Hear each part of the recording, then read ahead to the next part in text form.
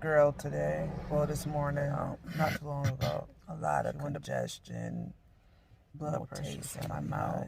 A lot. But yesterday,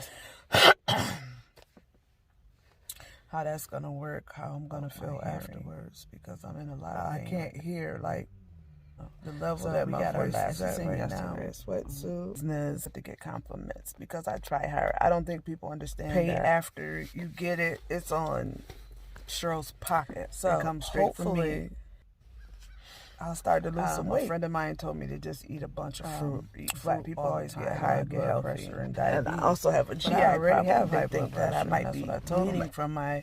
I just want to know exactly everything that's wrong with me. So I know what I'm dealing with instead of not misdiagnosis, mentioning fibromyalgia and myofascial pain. After effect. Then when I bring it up, they say, "Well, it could be. It could be. It could be."